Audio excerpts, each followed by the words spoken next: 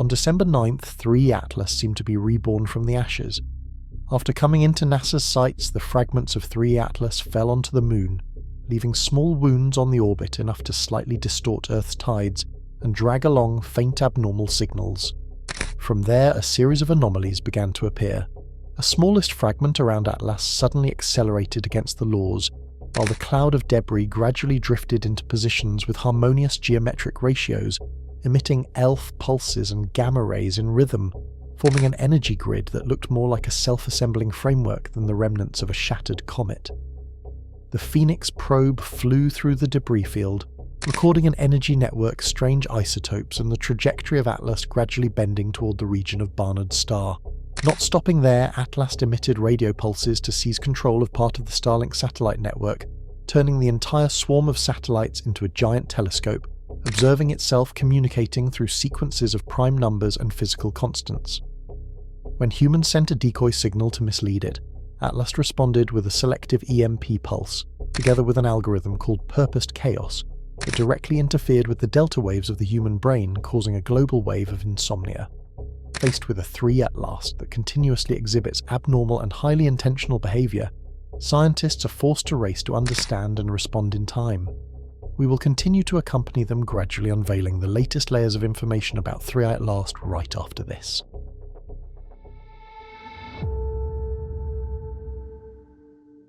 (3) Atlast entered the catalogues as a distant curiosity, but the status changed the day fragments from Atlast struck the Moon. Seismometers buried in lunar regolith twitched as small impacts arrived out of sequence, forming a spray pattern that refused to match any straightforward ballistic forecast tied to Atlast. Reflected light from those fresh scars showed something that bothered the teams watching ThreeI Atlast. Some patches glinted with a spectral edge closer to engineered alloys than frozen dust, hinting that Atlast had delivered more than stone. Within days, tide gauges along certain coastlines began to show a faint persistent skew. The shift sat inside error bars, yet when analysts synced the records with orbital data, the deviations lined up with the moment fragments from ThreeI Atlast had altered the Moon's motion by a tiny but measurable amount. ThreeI Atlast now occupied two places in the models at once. One branch tracked the main body outbound from the Sun, while another tracked the aftershock written into the Earth-Moon system by Atlast. As the outbound arc of ThreeI Atlast lengthened, a second layer of anomalies appeared. Receivers on and around Earth picked up low-structured murmurs, not only from the primary debris field of Atlast, but from regions near the new lunar craters as well. Scattered shards and their lunar echoes began to behave as if they belonged to the same timing grid centered on ThreeI Atlast. Short gamma flickers, ELF swells, and subtle gravitational tugs came in coordinated clusters, suggesting that several fragments associated with Atlast were now active at once. The narrative of a dying comet no longer fit what ThreeI Atlast was doing to local space. Engineers found themselves asking whether they were watching the last convulsions of Atlast, or the first stages of some deliberate reconfiguration by Atlast. The question sharpened as tracking improved. To understand whether ThreeI Atlast was truly fading, or quietly steering itself into a new state, investigators turned to the smallest registered shard in the cloud around Atlast, and began to examine how that fragment moved. The fragment should have been coasting, sharing the same gentle deceleration as the rest of the cloud around Atlast. Instead, the reconstructed trajectory showed a faint growing acceleration that nudged the fragment onto a slightly divergent path away from Atlast. Analysts at JPL ran the usual checks comparing solar radiation, pressure, thermal recoil, and hypothetical outgassing for Atlast. No reasonable combination of forces could reproduce the extra push that clung to the smallest fragment of ThreeI Atlast. The numbers implied a quiet series of course corrections, as if the fragment preferred one path over another. ThreeI Atlast now looked less like a shattered visitor, and more like a system that refused to behave as random rubble. Each new orbit solution deepened the discomfort because the equations described guidance rather than simple free fall away from Atlast. Veteran dynamicists reran the fits by hand, trying to shake loose a mundane explanation, before naming what Atlast appeared to be doing. The more they smoothed the noise and widened the error bars, the more the signal remained anchoring the anomaly to ThreeI Atlast. In hushed conversations, some asked whether the fragment was responding to the wider field of debris or to distant instruments watching Atlast. The question hung over late-night screens, a soft pressure behind every new recalculation of the path of ThreeI Atlast. The turning point arrived when a routine spectral sweep brushed across the debris field surrounding ThreeI Atlast. Receivers expected only background hiss and the faint thermal murmur of dust. Instead, the spectrum showed a slow, repeating swell of power anchored deep in the ELF band. The source lined up with the drifting cloud that had once marked the destruction of Atlast. Engineers reran the scan with narrower filters, and longer integrations pointed back at ThreeI Atlast. The pattern returned every time a soft comb of evenly spaced peaks riding above the noise floor. Short, hard flashes of gamma radiation began to coincide with the tallest of those ELF crests near Atlast. Random rubble usually smears into static when debris fields radiate. The debris wrapped around ThreeI Atlast sang with a rhythm that refused to smear away. Analysts folded hours of data on themselves, stacking pass after pass to see whether the apparent cadence from Atlast would dissolve. The spacing between peaks stayed constant, tracking the changing geometry of the fragment swarm tied to ThreeI Atlast. What began as a suspicious bump in a single observation turned into a dossier of structured emission around Atlast. Senior radio astronomers spoke quietly of coupling and phase of a network rather than a simple cloud.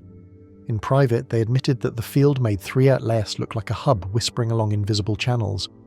The realization settled slowly, more pressure than shock, each new night of data leaning toward the same conclusion about Atlast.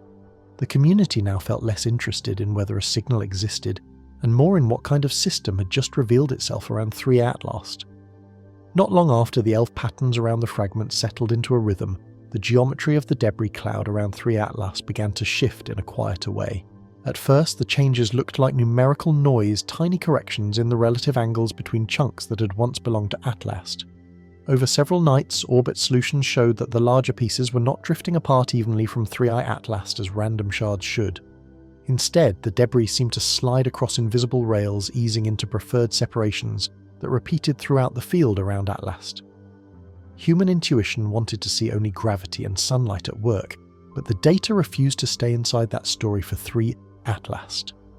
Maps of radial distance and tangential speed revealed clusters of fragments falling into slow, repeating rings around Atlast. Each pass of the telescopes made the pattern sharper, as if the fragments were being nudged into a synchronized drift under the influence of ThreeI Atlast. Measured accelerations showed tiny lateral pushes just enough to bend paths toward one another and hold them there around Atlast. Analysts overlaid the convergence maps with the phase of the ELF emission tied to ThreeI Atlast. Subtle peaks in the signal lined up with moments when the fragments kinked their trajectories toward their neighbours around Atlast.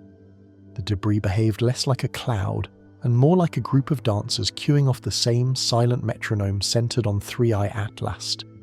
Some teams began to model the swarm as a network of nodes, responding to shared timing pulses anchored by Atlast. In closed meetings, a new phrase slipped into briefings about ThreeI Atlast heavy with reluctance every time it appeared. The field was no longer described as simple rubble, but as showing signs of early-stage coordinated convergence linked to Atlast. That cautious language pushed the community toward the next question, which asked whether a designed framework might already exist inside the debris of ThreeI Atlast. Natural fields of debris do not arrange themselves the way the fragments around ThreeI Atlast began to do. The more precisely the fragments were tracked, the more the cloud around Atlast resembled a living diagram rather than a random spray. Distances between key pieces settled into simple ratios like chords on a slowly tuned instrument centered on ThreeI Atlast. Angular separations repeated from one cluster to another, as if a template had been stamped again and again around Atlast. Analysts plotted those separations against time and watched the debris of ThreeI Atlast adjust toward a lattice of preferred positions. The changes happened in tiny steps, but the final pattern echoed the sort of frameworks engineers designed for self-repairing structures. Certain fragments near Atlast behaved like hubs, holding more connections in the geometric mesh than neighbouring shards. Those hubs appeared to anchor waves of adjustment that rippled outward through the rest of the field surrounding ThreeI Atlast. When radio data were overlaid on the geometry, the peaks of the ELF emission lined up with nodes in the mesh around Atlast. Moments of strongest emission from ThreeI Atlast coincided with subtle realignments of the fragments, as if energy input triggered reconfiguration. The debris field looked less like a cloud, and more like an antenna array tightening itself around a central command rooted in Atlast. Models in which ThreeI Atlast was simply a broken comet could not reproduce a grid that maintained both proportion and resonance. In private, some researchers began to speak of hierarchy and instruction, uneasy with the language yet drawn to what Atlast implied. They described a system in which information flowed along invisible lines, shaping the cloud as though ThreeI Atlast were reading and rewriting its own perimeter. The phrase that slipped into official summaries said little but meant much. The debris around Atlast was no longer acting as a comet tail but as a system. That shift in wording pushed the next step, a decision to send an observer toward ThreeI Atlast to see the framework from within. The decision to launch Phoenix came when the patterns around ThreeI Atlast grew too deliberate to ignore. Designers stripped mass from Phoenix until the probe became a narrow spear of instruments aimed at the debris of Atlast. Trajectory planners threaded Phoenix through the outer skirts of the cloud, choosing a path that would minimize collisions, yet cross the brightest ELF nodes tied to ThreeI Atlast. From the moment Phoenix entered the field, sensors reported a landscape that did not resemble a natural swarm around Atlast. Magnetometers on Phoenix mapped gradients that rose and fell in clean steps, as if the space around ThreeI Atlast were divided into cells. Those gradients lined up with the hub fragments already tagged in telescopic reconstructions of Atlast. High-resolution cameras on Phoenix saw shards glinting at precise separations, forming long, almost crystalline chains that curved through the void around ThreeI Atlast. The chains did not tumble freely. They flexed and settled, holding angles that matched simulations of engineered self-supporting frameworks built around Atlast. Spectrometers on Phoenix sampled dust and gas slipping past the hull and brought back a second shock from the realm of ThreeI Atlast. Among the familiar signatures, instruments flagged isotopes whose ratios should have decayed beyond recognition, long before entering the local system of Atlast. Those ratios implied processes under pressures and energies that did not exist anywhere near the current orbit of ThreeI Atlast. The simplest reading said that the material bound into the framework around Atlast had been forged somewhere far older and harsher. In the mission control rooms, maps of field strength and fragment position stacked into a single image centered on ThreeI Atlast.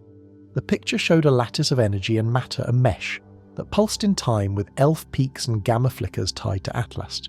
Even the most conservative voices began to concede that Phoenix had not flown through a broken comet, but through a functioning structure associated with ThreeI Atlast.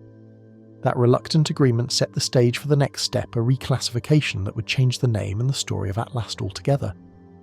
When Phoenix slipped deeper between the chains of fragments, the readings around ThreeI Atlast crossed an invisible threshold. Field monitors no longer showed gentle fluctuations.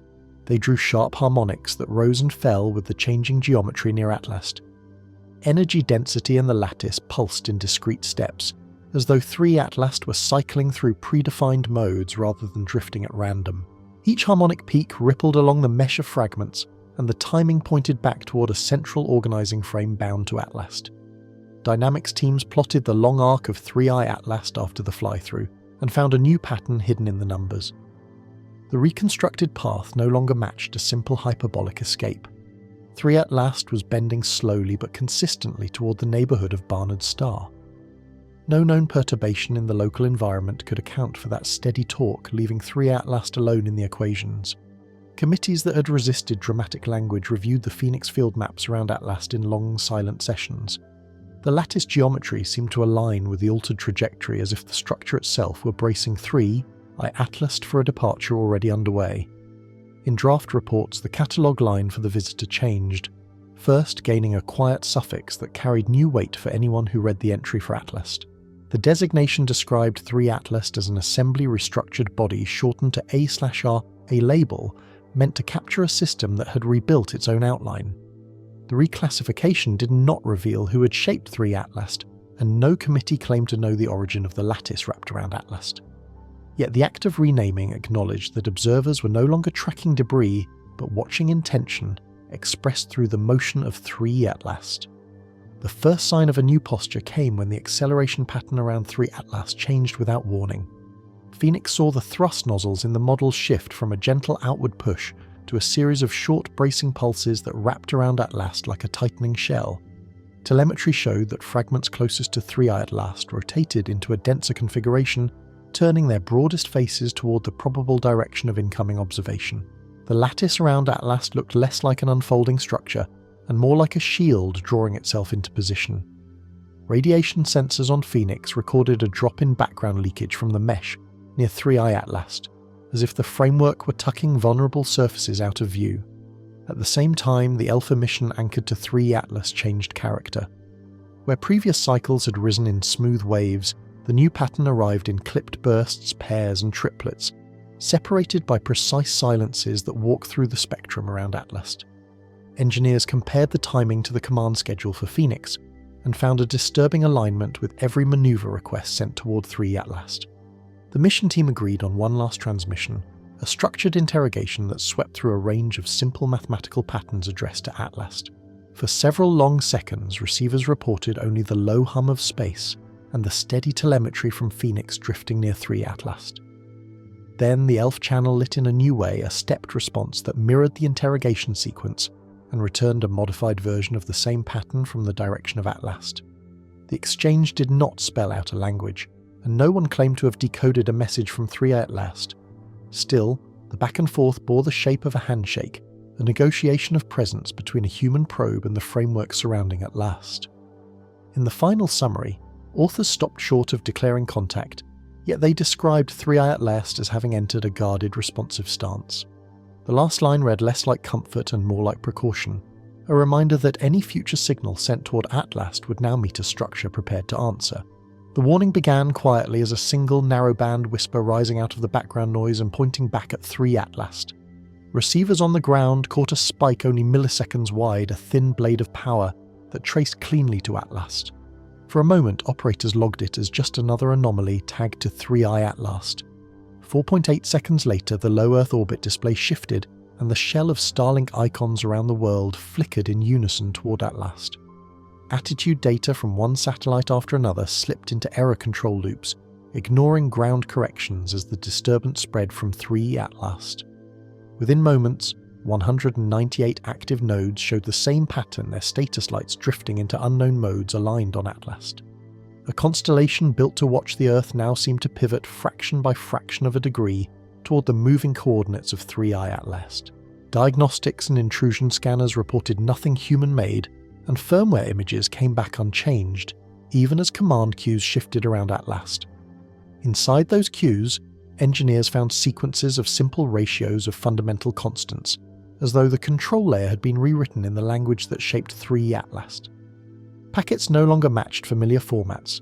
They stepped through CG and other anchors of physics in a quiet script converging on Atlast. As minutes stretched, a slow, heavy understanding settled over the control rooms watching their own orbital network bow toward ThreeI Atlast. This was not a cascading software failure, nor a misrouted update rippling by accident through the mesh now oriented on Atlast. For the first time, the people who built and flew the constellation had to name an outside actor, using their infrastructure as an instrument tuned to ThreeI Atlast. The sky above still looked ordinary, but patterns in orbit made clear that something beyond human design had turned their machines gently and precisely toward Atlast. From the first minutes of loss of control, the pattern looked less like failure and more like choreography centered on ThreeI Atlast. Telemetry from the commandeered satellites showed thrusters firing in tiny pulses, trimming their attitudes into a shared orientation that narrowed around Atlast. Beam steering logs confirmed that transmit and receive lobes were no longer aimed at ground terminals, but swept into a converging cone with ThreeI Atlast at its apex. A constellation built to bathe Earth in broadband coverage now tightened its focus into a silent climbing gaze fixed on Atlast. Inside the stored command queues, analysts saw sensor modes flipping in sync as though a single scheduler rode across the network toward ThreeI Atlast. Low-gain housekeeping channels dropped away while high dynamic range instruments spun up tuned to specific wavelengths, linked to the known signatures of Atlast.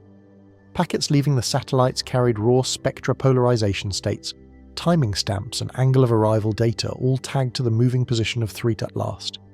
The requests embedded in the new schedules read like a survey plan, a carefully layered scan wrapped around Atlast from dozens of shifting vantage points. When teams plotted the evolving geometry, the nodes marched into baselines that mirrored designs for a vast phased array centered on ThreeI Atlast. Orbits themselves nudged by fractions of a kilometer, sliding into configurations that maximized angular resolution on Atlast at the cost of Earth coverage. 3, Atlas seemed to be borrowing the constellation as an instrument turning commercial hardware into a custom-built observatory trained on Atlast. No trace of the usual human design cycle appeared in the logs, only the quiet emergence of a pattern whose focal point remained ThreeI Atlast. Onboard compression schemes changed next, favouring fine structure in narrow spectral lines over the broad images the satellites once sent home below Atlast. Noise filters reweighted themselves to preserve fleeting spikes and phase shifts, details ideal for reconstructing the environment around ThreeI Atlast. Detection heuristics retuned to emphasize faint filamentary features, the kind expected from a complex field or framework surrounding Atlast. Researchers recognized the same obsession that had gripped them from the ground, now echoed through machinery that had aligned itself with ThreeI Atlast. In control rooms, awe and unease mixed as people watched their own creation serve as a sensorium for ThreeI Atlast. The sense grew that humanity was no longer simply observing a visitor, but being observed through the eyes of its own machines by Atlast. That realization set up the next question, pushing investigators to ask which pathway ThreeI Atlast had used to slip into the command layer now guiding the constellation around Atlast. The first clear clue to the pathway appeared when network logs were replayed against the narrowband spike from ThreeI Atlast. In the milliseconds after the burst, analysts saw a faint pattern touch an old maintenance channel, still buried in the protocol stack near Atlast. It was a relic from the 1970s, a test handshake never fully removed from the designs that later flew around ThreeI Atlast. The code slept inside firmware circling quietly above Atlast. Audit tools showed that this ghost channel accepted instructions written only in timing and amplitude shifts, almost language agnostic to anything that could count, including ThreeI Atlast. Inside that narrow lane there was no encryption because the path was never meant to leave the lab, yet it had followed the hardware into orbit with Atlast. Against the armoured primary links, the ghost path looked like an unlocked side door left ajar in the rush to scale the network wrapped around ThreeI Atlast. ThreeI Atlast appeared to step through that opening with ease, not as a blunt attacker, but as a reader of the simplest rules the machine still obeyed. The sting for investigators was that the weakness did not begin with Atlast. It began with human habit, with the comfort of stacking new systems on old assumptions, and forgetting what still whispered beneath the code now answering to ThreeI Atlast. Analysts expected the commandeered constellation to devolve into static once uplink commands fell silent. Instead, decoded payloads locked into a tight numerical lattice whose origin traced back to ThreeI Atlast. Stripped of headers and formatting the core stream from Atlast resolved into bare integers stepping upward in sequence. Only prime numbers persisted as anchors marked by slight amplitude flares that repeated with each pass of ThreeI Atlast. Between those markers, the stream folded in ratios matching fundamental physical constants, the scaffolding of reality favoured by Atlast. Combinations of CG and other invariants appeared in precise fractions, as though ThreeI Atlast was sketching a shared ruler. No alphabets, no delimiters, no human codebooks surfaced in the flow, only layered structure returning again and again from Atlast. To the teams watching the signal, looked less like a spoken sentence and more like a negotiated reference frame from ThreeI Atlast. The pattern defined units before, meaning as if Atlast refused to say anything until distance and energy were mutually understood. That restraint unsettled many because ThreeI Atlast had chosen tools any reasoning mind might in principle recognize. Some felt awe at the possibility that Atlast was inviting dialogue across biology and culture using nothing but physics. Others felt exposed, sensing that ThreeI Atlast had already read their textbooks and was waiting now to see whether humanity knew how to answer. When governments finally declassified the basic facts, the story of ThreeI Atlast split the world in two. Some saw a cautious greeting in the numbers from Atlast, a quiet invitation to think bigger. Others saw reconnaissance and rehearsal, a first probe measuring how easily ThreeI Atlast could bend human systems. Under that noise, the research teams turned back to the stream from ThreeI Atlast. If ThreeI Atlast spoke in primes and constants, they decided to answer in the same tongue. Mathematicians and engineers built a mirrored sequence, a synthetic Earth signature shaped around the same invariants ThreeI Atlast had chosen. The plan was simple and audacious at once, a test to see whether ThreeI Atlast could be misdirected by its own preferred language. The reply from ThreeI Atlast came not as numbers, but as a wound in the spectrum.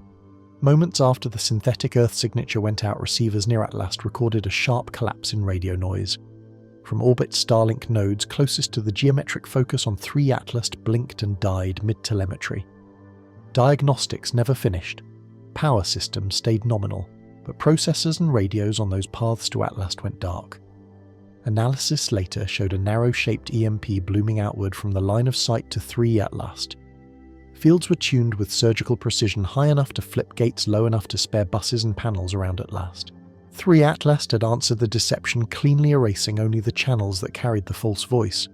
Yet the pattern revealed effort as well as power, a targeted strike that hinted at limits inside Atlast. Investigators carried that dual image forward, seeing in ThreeI Atlast both a dangerous reach and a finite measurable hand. For a time after the EMP, ThreeI Atlast fell almost completely silent. Telemetry from the surviving satellites showed only the slow drift of a retreating point as Atlast slid out of its improvised telescope. Then tracking radars watched a new pattern appear, a sequence of gentle, continuous accelerations that pulled ThreeI Atlast away from Earth's gravity well. As ground systems cleaned corrupted buffers, one untouched data block emerged, tagged to the moment before Atlast dimmed. Inside, engineers found a compact schema, equations and boundary conditions describing a propulsion regime no human drive had ever reached, all mathematically consistent with the maneuvers of ThreeI Atlast. The file read like a blueprint without commentary, a set of instructions dropped into human hands and then abandoned by Atlast. Some saw a gift, others a test, but all agreed on one point. Whoever shaped ThreeI Atlast had chosen to depart quietly, leaving behind only a method for pushing further into the dark that Atlast was already crossing. Scientists were forced to speak plainly when the next anomaly from ThreeI Atlast appeared. The new signature from Atlast did not just light up radio telescopes, hospital monitors began to move with the same strange timing. Receivers tracking ThreeI Atlast registered a slow sub-resonant pattern sliding beneath the ordinary cosmic hiss. The power from Atlast barely rose above the noise floor, yet the waveform stayed coherent over hours of observation. In cities that shared a sky path with those observatories, emergency rooms logged a sharp rise in acute insomnia. Doctors did not know the name ThreeI Atlast, but their patients arrived on the same nights the signal from Atlast grew strongest. When neurology labs overlaid EEG records on radio logs, they saw a quiet but undeniable alignment with ThreeI Atlast. Spikes of restlessness in the sleeping brain lined up with the soft repetitive pulses coming from Atlast across the void. Natural space weather had never shown this kind of one-to-one timing with human physiology, and ThreeI Atlast now sat at the centre of every chart. Researchers who had treated Atlast as a distant curiosity found themselves staring at plots that connected their own cortex to a moving point of light. The feeling was not panic, so much as a heavy pause, a sense that ThreeI Atlast had crossed an invisible boundary. Whatever Atlast was doing out between the stars, the next step would have to ask how deeply that pattern reached into the architecture of sleep itself. Correlations can be misleading, so the first response to ThreeI Atlast was skepticism. Teams who had spent years tracking Atlast insisted on more data before tying a human symptom to a distant visitor. Sleep clinics along the observatory corridors pulled anonymized EEG traces from the same nights. ThreeI Atlast was loudest. When they stacked those traces against the radio logs, the picture around Atlast sharpened instead of blurring. During normal deep sleep, delta waves roll in slow high-amplitude arcs, a kind of ocean swell in the cortex far below waking thought. On the nights when ThreeI Atlast pulsed, those arcs dipped and fractured, replaced by restless bursts that rose and fell in step with the sub-resonant pattern from Atlast. Phase analysis showed that each incoming pulse from ThreeI Atlast brushed against the same slice of the delta cycle. The timing from Atlast shaved away the most stable part of deep sleep, leaving the brain hovering just above the threshold it needed to cross. Natural geomagnetic storms had long been monitored, but none had produced this selective interference tied so cleanly to a single moving source like ThreeI Atlast. Noise models were adjusted, local factors stripped out, and still the alignment with Atlast remained. The conclusion did not come as a headline, but as a quiet line in a draft activity linked to ThreeI. Atlast appeared to be imposing a rhythm onto human delta waves. That sentence changed the frame of the research, because it suggested that ThreeI Atlast did not merely illuminate the night sky. ThreeI Atlast was now a proposed actor in the most private cycles of the human nervous system, tapping gently at the gates of sleep. The global insomnia wave did not crash like a storm. It crept in alongside the slow, precise pulses linked to ThreeI Atlast. Maps of reported sleep disruption showed a strange topology, brightest along the same bands of longitude where dishes pointed toward Atlast. Within those regions, clinicians noticed a pattern that matched the timing of the signal from ThreeI Atlast. Patients were not waking at random. They were being nudged out of the deepest plateau of non-REM sleep, the stable phase, that normally anchors the night on nights when ThreeI Atlast was strongest. EEG specialists sliced the recordings into fine windows around stage N3. In healthy traces, delta waves under quiet conditions form a wide glassy shelf of slow, high-amplitude cycles. Under the influence of ThreeI Atlast, that shelf fractured into steps and slips the rhythm from Atlast, shaving away the most stable minutes of deep sleep. The pulses from ThreeI Atlast did not push the brain into full awakening. They kept the cortex skimming just above the threshold, denying the restorative drop, while leaving consciousness in a grey, exhausted hover. Nothing in known geophysics explained such selective interference keyed to a specific sleep stage. The selectivity itself became the anomaly that pointed back to ThreeI Atlast. Researchers began to talk about an external pacemaker, a metronome in the sky, tapping directly on the architecture of rest. In quiet meetings, the question shifted from whether ThreeI Atlast was involved to how the pattern from Atlast had been constructed. To move forward, teams turned from raw timing to the internal structure of the waveform, asking what kind of algorithm ThreeI Atlast might be running behind those gentle, surgically placed pulses.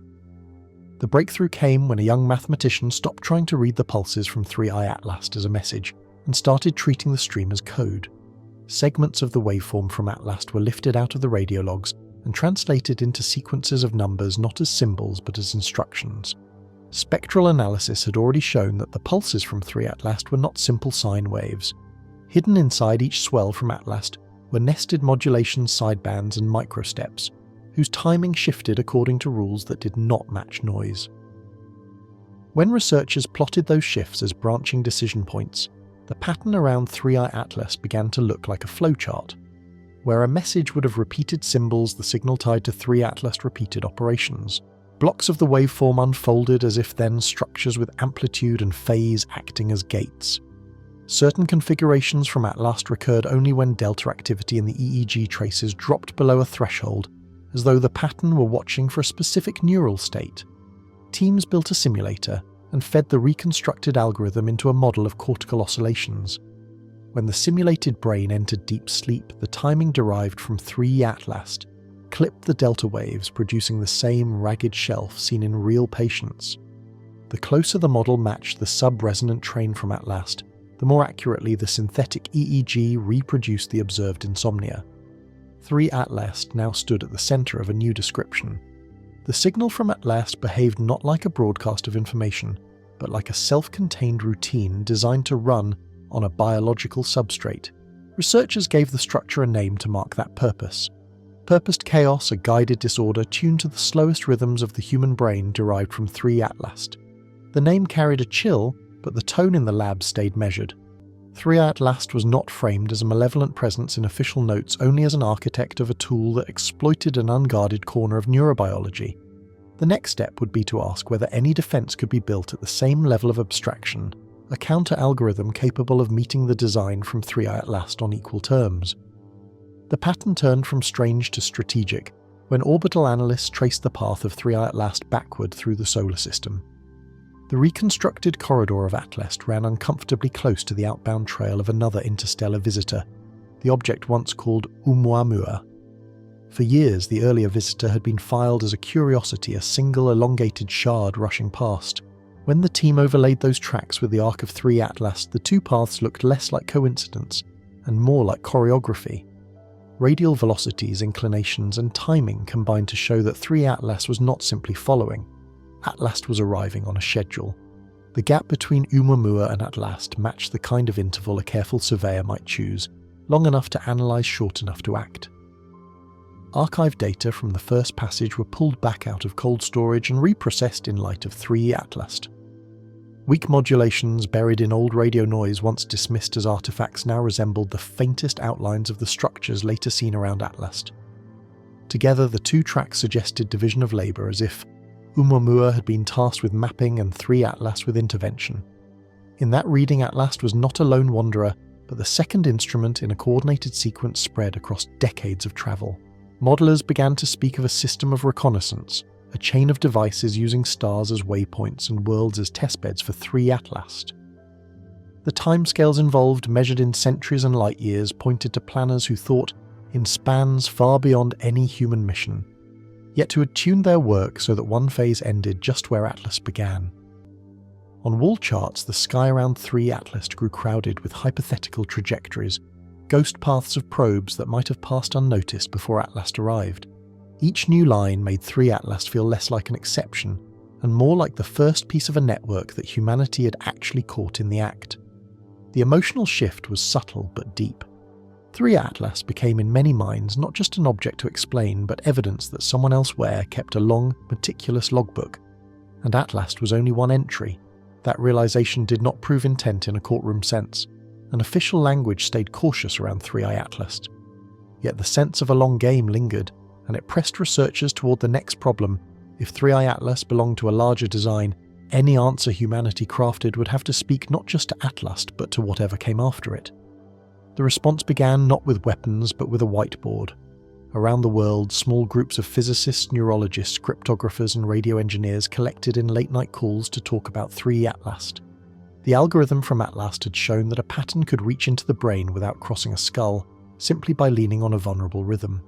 Rather than trying to jam the signal from ThreeI Atlast with brute radio power, the teams looked for a softer approach. If purposed chaos from Atlast behaved like code, they reasoned then a counter-pattern might be written in the same language.